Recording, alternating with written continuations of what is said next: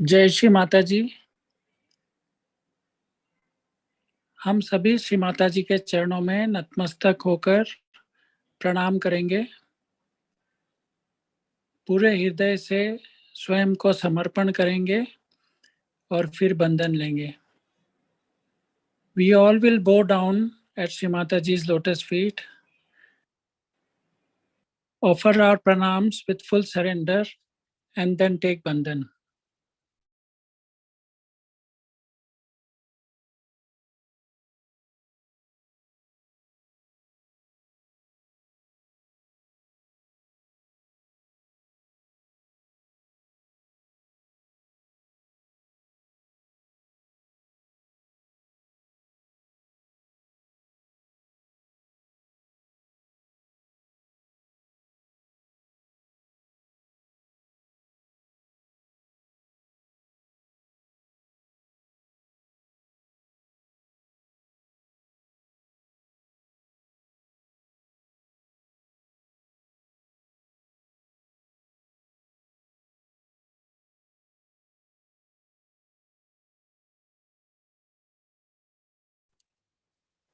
दोनों हाथ श्री माता जी की ओर रखते हुए हम महामंत्रा और श्री गणेश मंत्रा का उच्चारण करेंगे. With both hands towards Shri Mataji, we will recite the Maha Mantra and Shri Ganesh Mantra.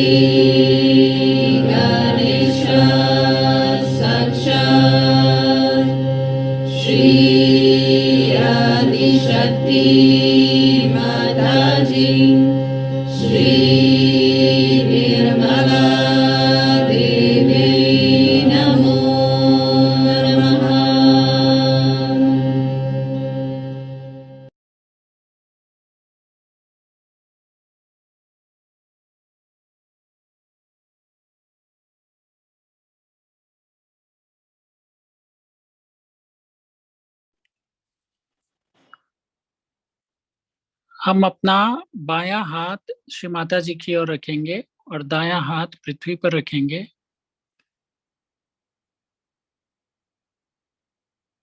We'll put our left hand towards Shri Mataji and right hand on Mother Earth.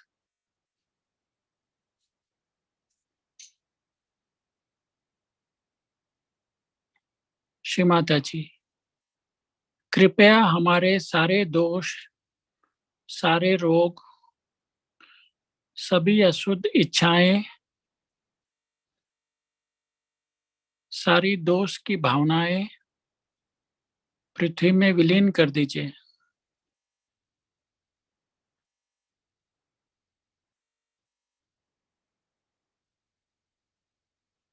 Shri Mataji, please remove all the obstacles, all the ailments and imperfections of our left side into the Mother Earth.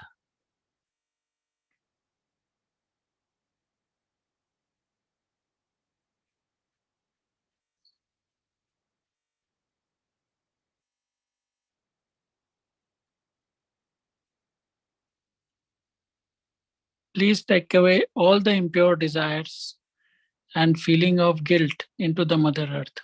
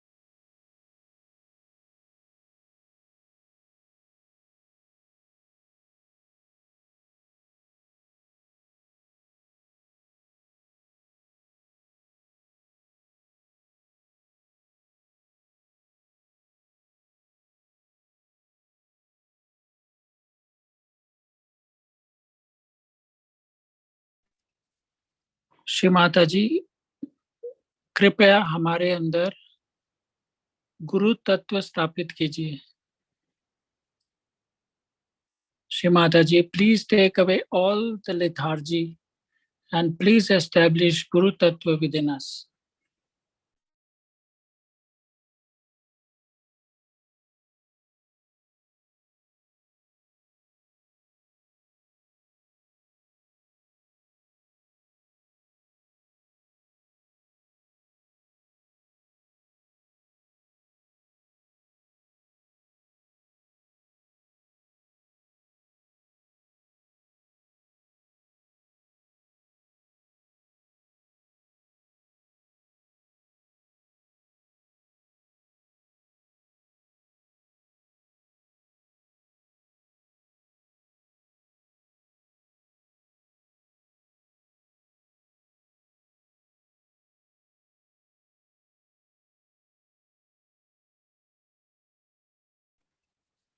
अब हम अपना दायां हाथ श्री माता जी की ओर रखेंगे और बायां हाथ आकाश की ओर।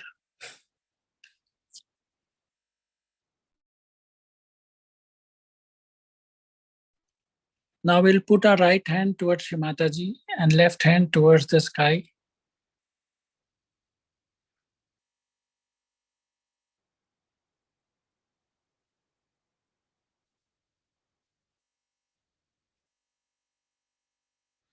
श्री माताजी, कृपया हमारी पिंगला नाड़ी के सारे दोष दूर कीजिए और हमें शुद्ध चित्त प्रदान कीजिए। श्री माताजी, Please remove all the obstacles of our Pingla Nadi and please give us pure attention. Please give us the power of execution.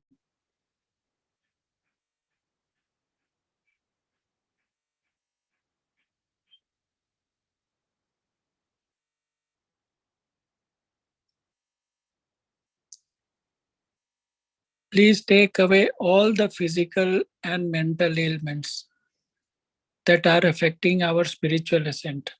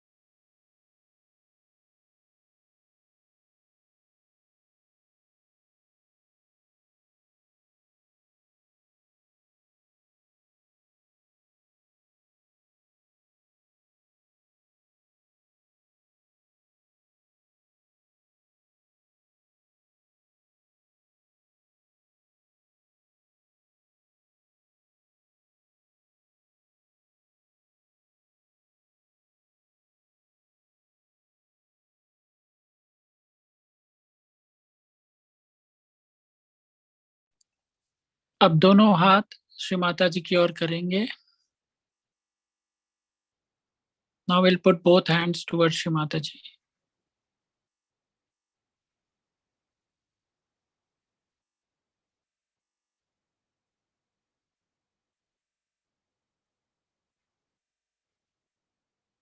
Shri माताजी, कृपया हमें सामूहिक चेतना दीजिए और हमें विराट का अंग प्रत्यंग बना दीजिए. हमें निर्विचार स्थिति में स्थापित कर दीजिए. श्री माताजी, please give us collective consciousness and please make us part and parcel of the whole. Please establish us in thoughtless awareness.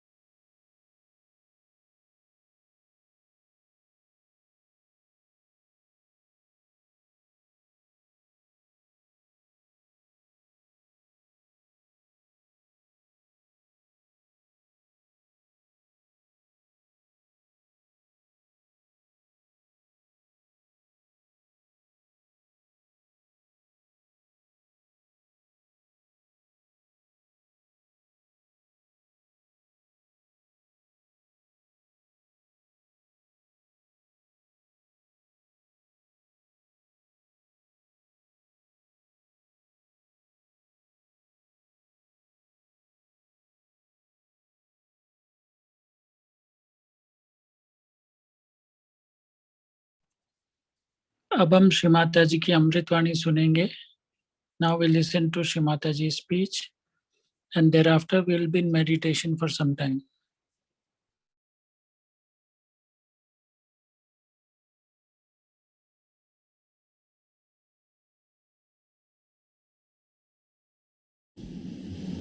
You see, this kind of arrogance and rudeness comes to us because we have no sankoch. We should not say everything to everyone. We need not. Should we say everything? Say, for example, in your puja, maybe you are doing something which should not be done. I know it's wrong. Unless it is absolutely wrong, I will not tell. I said gradually tell that. Because otherwise, you become like this. She tensed up. You must see Linda's face if I tell her anything. She goes into. So, you see, that sankocha, that understanding comes if you love someone and understand. Now, you have to love all the seekers of the world. They have done wrong, they have done all kinds of ego trips, they have done all kinds of mistakes, but your mother loves them and you have to love them. If they are to be corrected, I'll do that. You just don't do that way that they feel hurt. Put a sankocha. While talking to each other, educate yourself. Train yourself to say things which are sweet and nice, which will make another person feel that this person is a properly brought up person in Sahaja Yoga tradition. So we have a Sahaja Yoga tradition also, in which when we speak to each other, we have that sankocha within us of Shree Rama. And if you do not have that sankocha, you get the right heart. And that right heart is a very dangerous thing in a country like England where the climate is so bad, because it gives you a horrible thing called asthma. I'm not frightening you, but it's true. You get asthma if your right heart is gone. Not necessarily that asthma all comes from only right heart, can also come from center heart. But you get right heart, you definitely get asthma. So the attitude, you see, like your father. I've heard people talking to father also in such a funny way. You can't talk to your father like that.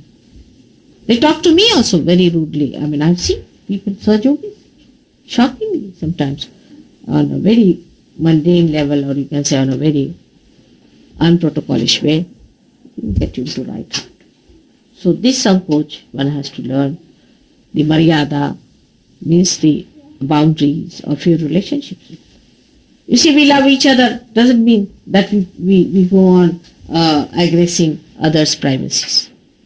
To what extent you love each other doesn't mean that you go in such a way that you try to transgress all the beauties and all the privacies of another person. See, somebody walks into the bedroom, that is not the way Sahaja Yoga. I may not tell, but you must knock if you have to. And knock at a time when you need it. All the time to knock or to hang on to someone all the time is not proper. The sankocha is a complete cultural stuff. So we have a cultural tradition which we have to learn from Shree. He is known for his sankocha every time. How to say this? I cannot say. We have this very much ingrained within us. The children are to be educated in that way, and once they are educated that way, they will learn the sankocha. And that will give them a proper understanding of social life. Like, see, this light is here. If you put your finger to it, it might burn and you may remove your finger.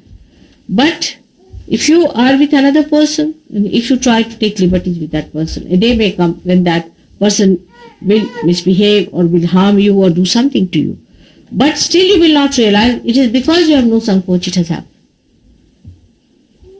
So this sankoch has to be worked out very beautifully in every way. In thanksgiving, in accepting somebody's gratitude, in expressing your love to another person in a way that is a sankoch. Now, Shree Rama is known for his boundaries. he doesn't cross the limit. The other day I told you about food, that you don't cross the boundaries of food, like being compassionate to the bugs and to the mosquitoes. You see, in the same way, in everything, discretion of the heart should be there. Now, there is no word for discretion of the heart in English language, which is maryada. Discretion of the heart.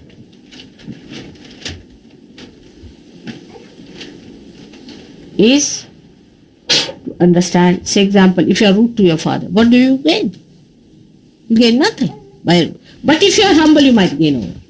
With your father, all right. Even if he is a bad man. Because what happens in reaction, if you say psychologically, supposing you are a son of a father who is doing something wrong, and you are obedient to him, he will always have a fear that he will lose you if you fall in your ideas. So by that humility, you will raise him.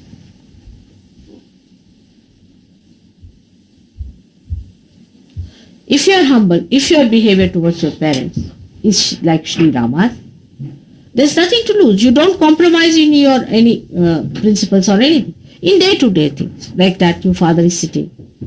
I mean, in India, if the father is there, you won't sit down before him. You won't sit at any cost. Till he tells you 10 times, you won't sit before him. It helps, Then it reacts on the father that supposing if I misbehave, my child will not respect me. So the sense of respect also comes from your heart. That's only possible if you know that maryada from your heart. How far to go? What is the need to be rude to your father? No need at all, at any cost. What is the need? Or to your husband? Or to your wife? Why say anything harsh to anyone? What is the need? What are you going to gain out of it? By saying anything harsh, I have not seen people have improved. Only when a guru is harsh, or the mother or father are harsh to the children, it helps. Nowhere else it helps. In common relationships, like brothers, sisters, it does not, and higher and lower. The lower person have to bear the harshness of elders if they want to improve. There's nothing. After all, they are not going to throttle you. Supposing even if you say something bad to you, doesn't matter. All right. You try to, and there one has to remember what Christ has said, that you must put another cheek.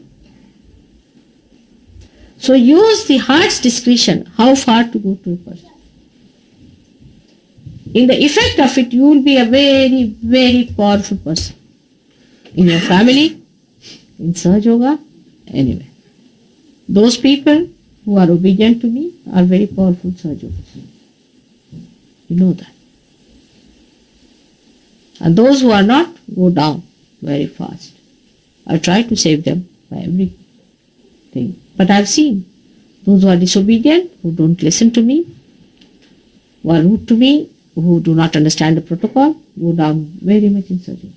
Absolutely like that. In a second I find they're going hundreds of feet down. It's true. Because what is lacking in you is the discretion, the maryada, how far to go. And that's another thing we have to learn to educate ourselves. So the education of Sri Rama, as it was, I told you, that he could kill a demon with one arrow. You don't have to beat them 108 times. One beating should be sufficient.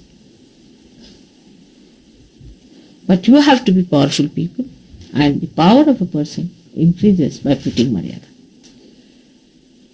Supposing you have wheat and you just spread it, it will spread all over.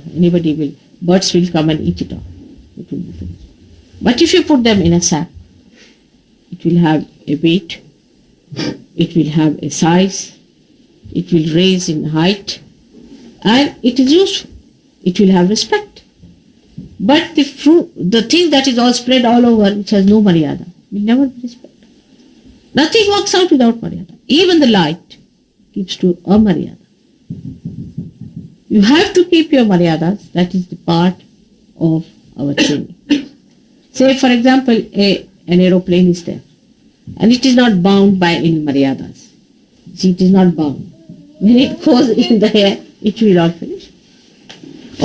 ideas of freedom are to be bound by Maryada. If the freedom has no Maryada, it is abandonment. It is nonsense. It is not going to help us. So we have to create out of Sahajogis great politicians.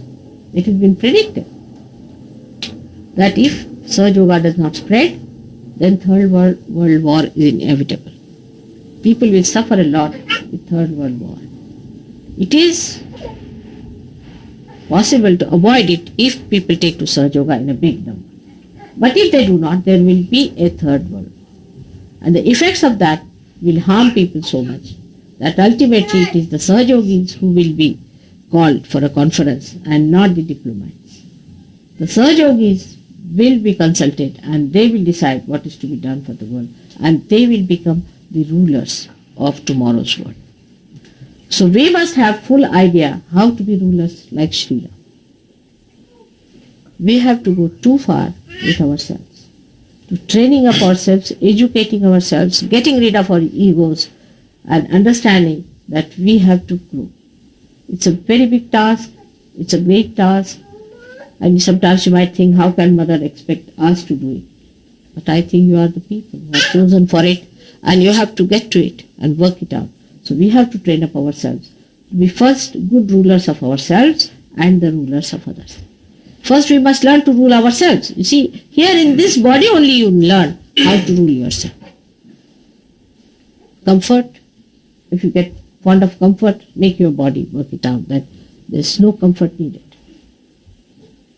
If your body indulges into too much eating or anything, make your body learn that is not good to indulge into.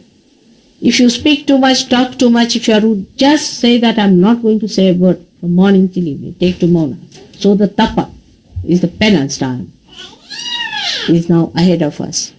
With that penance, the greatest thing that is going to help you is to go and talk of Sahaja, give the message of my advent, and also talk about how the transformation, the blossom time has come.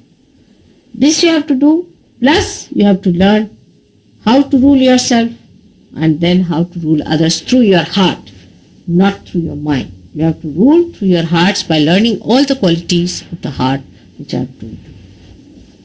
I must congratulate you for the article you have written on blossom time. I have gone through it, I have really enjoyed it thoroughly. It's done very well, may God bless you. And I think it will have a good... I'm surprised how they have published it. Have they changed in their mind or what happened? It's amazing. Have you seen that article? It's great.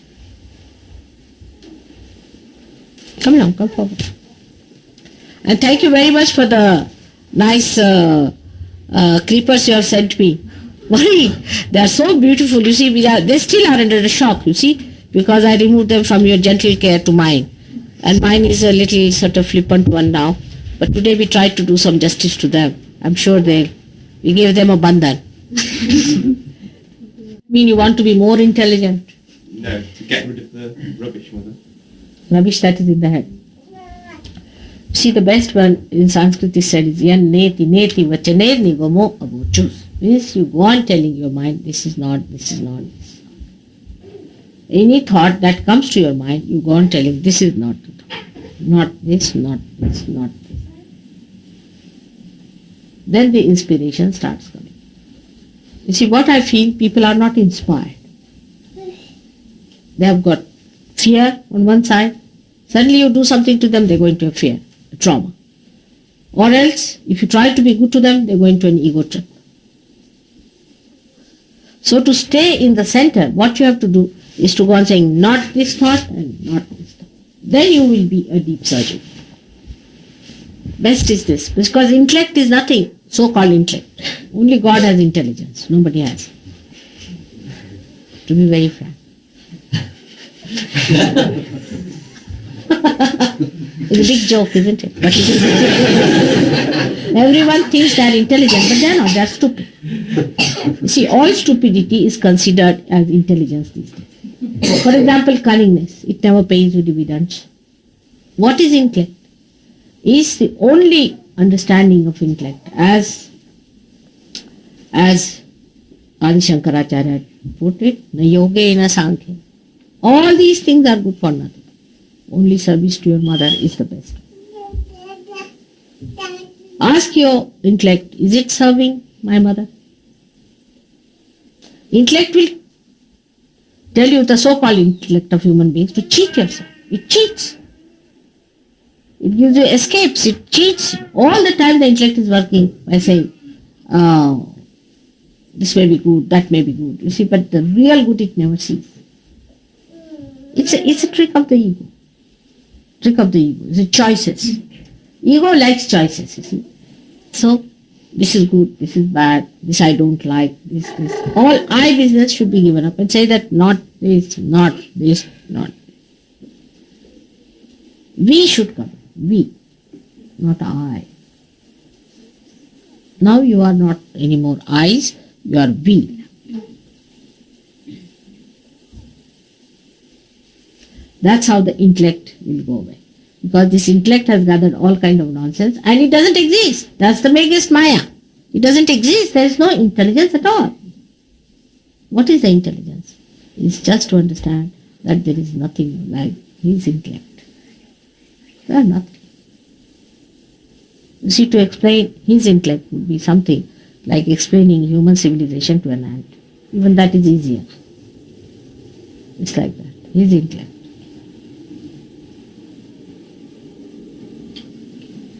And it's so innocent, so simple. I mean, anybody is amazed. How can that? So the most intelligent person is the one who knows that our intellect is just an ego trip. This is the sign of pure intelligence. The sign of pure understanding that the heart is the ruler, there resides a spirit which is the most intelligent thing within us, and the inspiration of the spirit is the manifestation of the pure intellect of God. And what I told you today is the intellect of the heart. But of the brain, zero.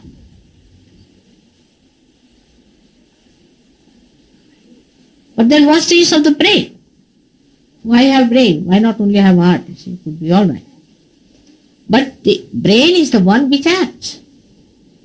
Heart gives the inspiration, but the brain acts on it. It's communicating. But the inspiration, the source is the heart, is the spirit. Again, connect yourself to the spirit.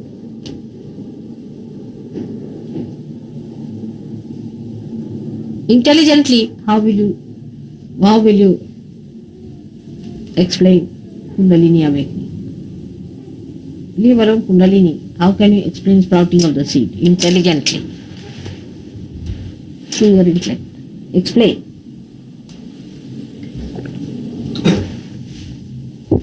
Means explain why. How?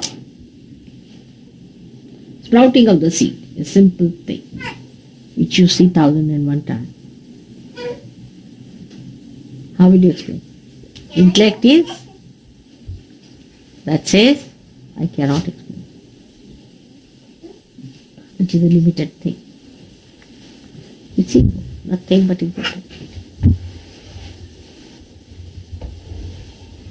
And once you get rid of it, then the pure intellect starts coming. You see, this yoga singing, you will be amazed, you see. Who is just, he came to us as a bhoot, absolutely. He's so much changed, now he speaks, I tell you, he speaks like a saint. I was amazed. He speaks so well sometimes that I want to quote him sometimes, the way he speaks about something. I'm amazed how he has started talking like that.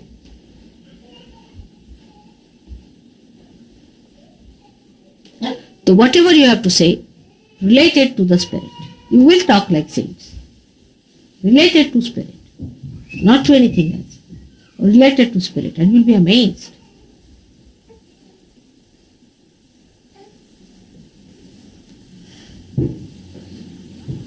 He told me that there are many people in this world who are absurd. I said, how do you know? He says, because they don't want to know anything about you. I don't know why are they here and why have you created them. You see, he was a person with so many boots on his head.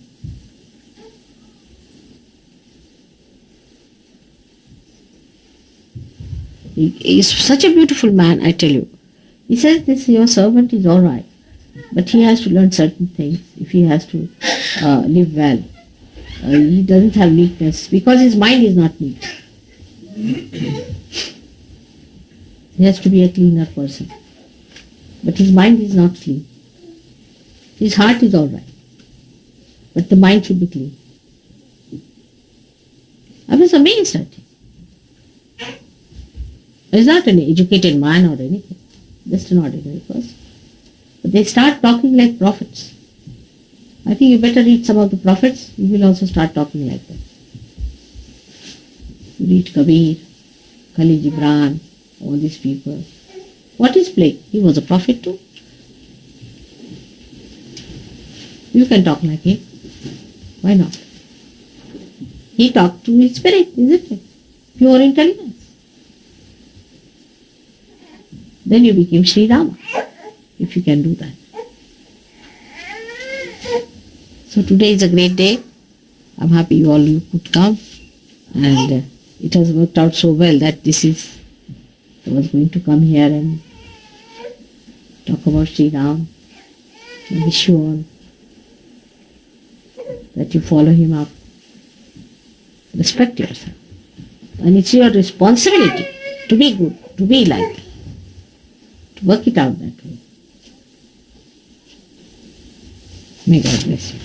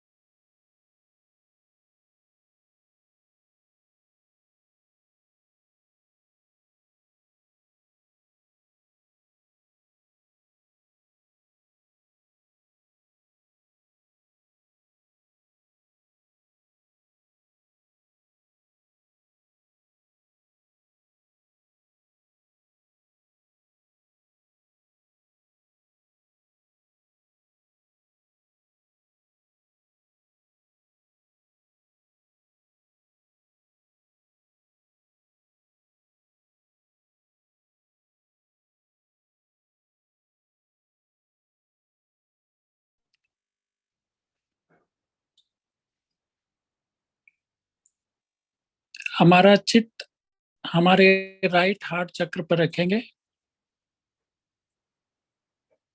और श्री माता जी से प्रार्थना करेंगे,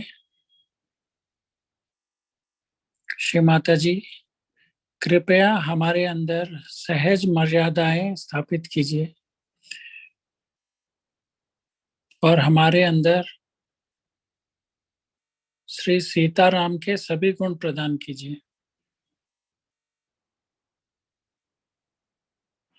We'll put our attention on the right heart chakra.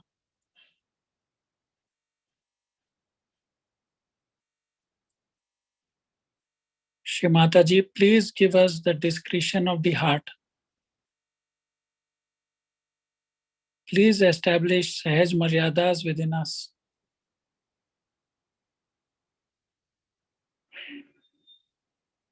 And please bless us with the qualities of Shri Sitaram.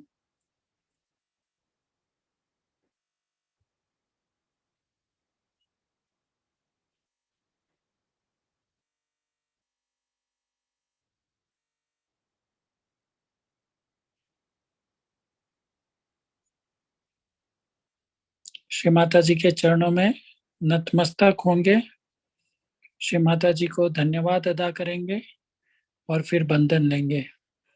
We all will bow down at Shri Mataji's lotus feet, express our heartfelt thanks, and then take bandhan.